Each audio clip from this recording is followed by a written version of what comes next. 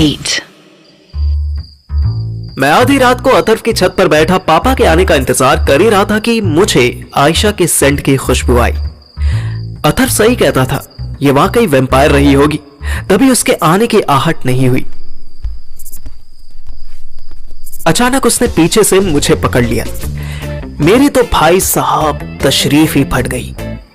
घबराओ नहीं जाने मन, आज सारा हिसाब क्लियर कर दूंगी।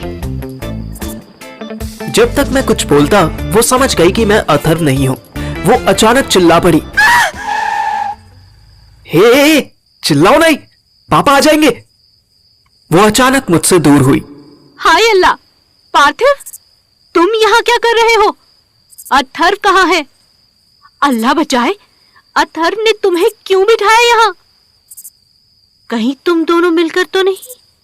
अरे हल्ला मत करो प्लीज, मुझे बोलने का मौका तो दो। मैं बस आपको ये मैसेज देने के लिए यहाँ रुका हुआ हूँ कि अथर्व आज नहीं आ सकता है।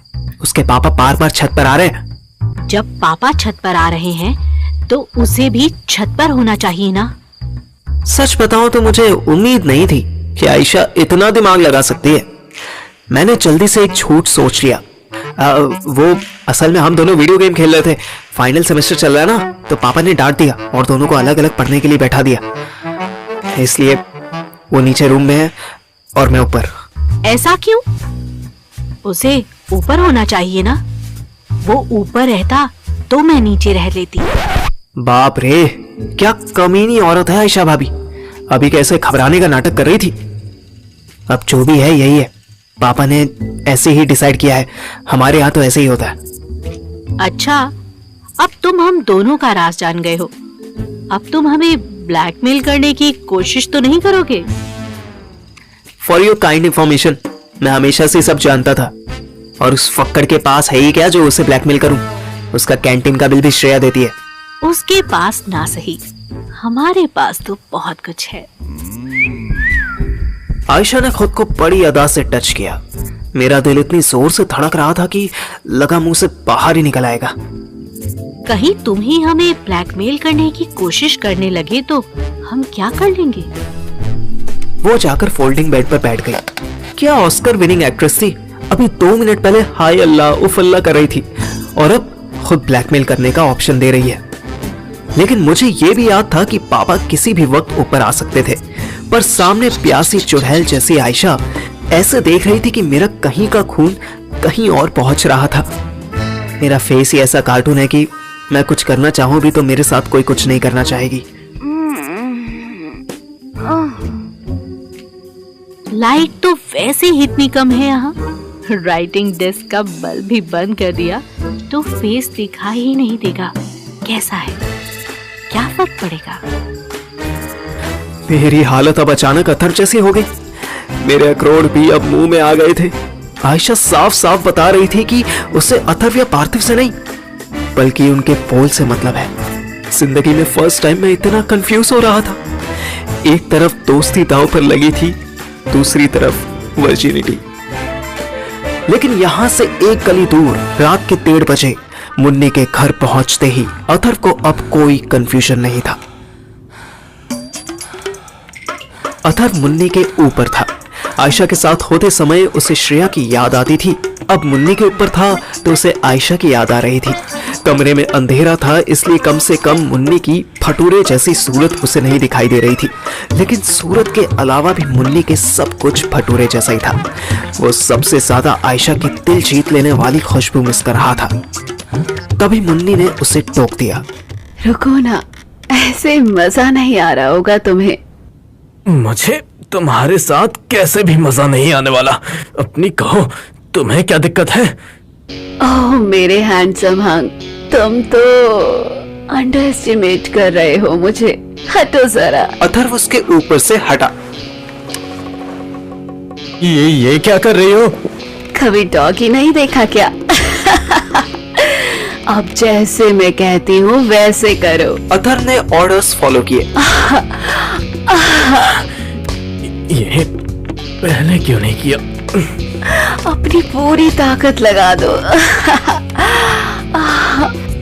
रात के 2 बजे अथर्व रुका। अथर्व पूरी तरह थका हुआ था। मुन्नी बेड से उठी और अपना फोन लेकर आई। लो, तुम्हारी ये वीडियो जो मैंने आज बनाई थी वो डिलीट कर दी। अथर ने डाउट करते हुए फोन चेक किया तो देखा वाकई में उसने वीडियो रिमूव कर दी थी। ओहो, तो क्या अब मुझे ब्लैकमेल करना नहीं चाहती? बस वन टाइम ब्लैकमेल था क्या? अब तो मैं तुम्हें ये कहकर ब्लैकमेल कर लूंगी ना कि आ जाओ, वरना सबको बता दूंगी तुम्हारे वहां पर दिल है। Very funny. ठीक है, चलो मैं अब चलता हूँ। And thank you video delete करने के लिए। अथर कपड़े पहनकर तुरंत बाहर भागा। पाइप उतरना तो आसान था, पाइप चढ़ने में मुश्किल होने वाली थी। फिर अब तो वो थका हुआ भी था। वो अपने घर पहुंच पाइप चढ़ने लगा। तभी 2:30 बज रहे थे। अचानक उसे नाइट वॉचमैन यानी चौकीदार की आवाज आई। अथर का तेल मुन्नी ने निकाल दिया था, हवा चौकीदार ने निकाल दी। ये चौकीदार रोज सुबह पापा के ऑफिस जाते समय उनसे बकचोदी जरूर करता था। अथर जल्दी जल्दी चढ़ने की कोशिश करने लगा, तभी चौकीदार वहां पहुंच गया। ओए, ओए, चोर सीढ़ी का नीचे उतर, मदर शॉट। अथर घबरा गया। उसके हाथ से पाइप छूटने ही वाला था कि रात के सन्नाटे में चौकीदार के चिल्लाने की आवाज सुनकर मैं पाइप के पास आ गया। स्ट्रीट लाइट इस छत से नीचे थी, इसलिए मुझे तो चौकीदार और अथर दिख रहे थे, पर मेरे फेस के बजाय चौकीदार को सिर्फ मेरी शैडो दिख रही थी। मैंने देखा अथर बेचारा बीच में लटका हुआ था और चौकीदार उछलकर उसके बम पे डंडा मारने की कोशिश कर रहा था। मैं चिल्लाया, ओ बहादुर, शांत हो जाओ। चौकीदार ध्यान से मेरा चेहरा देखने की कोशिश करने लगा, फिर धीरे से बोला, अरे, आप छोटे साहब हो क्या? हाँ, मैं अथर हूँ, आने दे इसको। छोटे साहब, इस चोर को क्यों आने दूं? ये तो चोरी कर लेगा ना, फिर सब हमको गाली देगा। पागल है क्या? ये चोर नहीं कोई और है, समझा ना? अभी सेटिंग है मेरी। अच्छा जा अभी यहां से, पापा को मत बताना। चौकीदार के चेहरे पर एक मस्त स्माइल आई। उसने तुरंत सलाम ठोका। नहीं बताऊंगा, किसी को नहीं बताऊंगा। शाबाश, कल शाम को गेट के पास मिलना, एक मस्त गिफ्ट है तेरे लिए। चल जा अभी। चौकीदार खुश होता तुरंत घर के आगे चला गया। रात के 3 बज चुके थे और ढीला ढाला अथर मुझे 10 बार थैंक यू बोल चुका था। हम दोनों छत वाले कमरे में बैठे थे। हम दोनों को नींद आ रही थी, पर सोने से पहले मैं जानना चाहता था कि मुन्नी ने उसके साथ क्या क्या किया और यहां जब आयशा आई तो क्या क्या हुआ। अबे बोल भी, इतना टाइम कैसे लग गया तुझे? अथर ने सारी बात एक सांस में बक दी।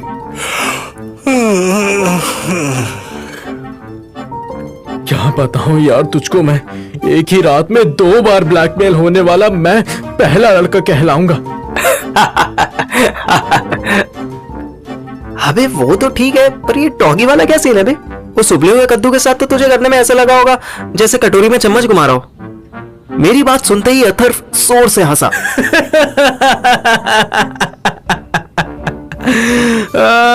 नहीं बे, यही तो मजा है। शुरू में तो यही हुआ जो तूने बोला, लेकिन वो जब घूमी ना भाई, कसम से।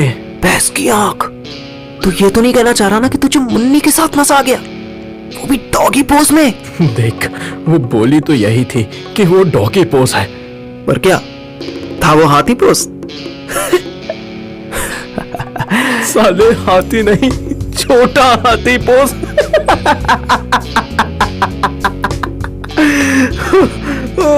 साले हंसा हंसा के मारेगा क्या? तू कहे तो रुला के मार दूं। तेरे जाते ही आयशा आई थी, उसके हंसी को ब्रेक लगी, उसका दिल घबराया। फिर उसने मुझे तू समझ लिया, I mean अथर समझ लिया। ओह फक यार, फिर तो तूने। अबे डर मत गेंडे के सींग, वो चाहे जो समझे मुझे, मैं तेरा दोस्त पहले हूं कमीने। फिर मैं अभी तेरे जितना ठरकी नहीं हुआ हूं कि दोस्त की तिजोरी में ही मनी हाइस्ट करूं। मैंने उसे सारी बात बता दी, ये भी बता दिया कि आयशा की आंख बहुत ज्यादा थी, पर मैंने उसे ये कहकर भगा दिया कि पापा किसी भी वक्त आ जाएंगे। मिलने दे साली को, वैसे कहती है कि मेरे जैसा दूसरा कोई नहीं है, और अब देख तू मिला तो कैसे काम चलाने लगी। चल अब सोने चलते हैं भाई, सुबह कॉलेज भी जाना है।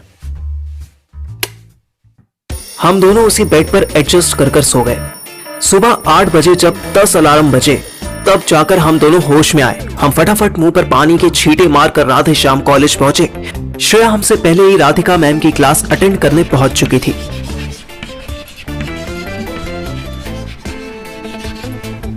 हम भी क्लास में बिना राधिका मैम की नजर में आए घुसने की कोशिश कर रहे थे कि मैम ने हमें देख लिया। राधिका मैम के बारे में बता दूं कि वो पूरे कॉलेज की सबसे पटाखा और सबसे खड़ूस प्रोफेसर थी। हमें वो टैक्सेशन पढ़ाती थी। एज तो उनकी 32-33 साल ही थी, पर साड़ी पहनकर आंखों पर चश्मा लगाकर वो कोशिश करती थी कि 40 के ऊपर लगे।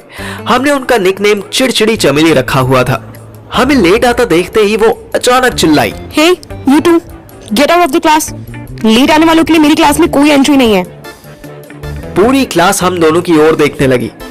Ma'am please. No please, I said get out. मुझे आर्ग्यू करने वाले स्टूडेंट बिल्कुल पसंद नहीं है। But ma'am. एनफ, अब तुम पूरे सेमेस्टर क्लास के बाहर ही रहोगे। Don't you dare to enter in my class. Atharva के पैरों के नीचे से जमीन निकल गई, क्योंकि टैक्सेशन में ही वो सबसे कमजोर था। उसे पापा की धमकी याद आ गई। अगर तेरे एक भी सब्जेक्ट में बैक आई तो मैं तुझे तेरे होशियारपुर वाले मामा के यहां भेज दूंगा। उनकी फैक्ट्री में हमेशा लेबर की जगह खाली रहती है।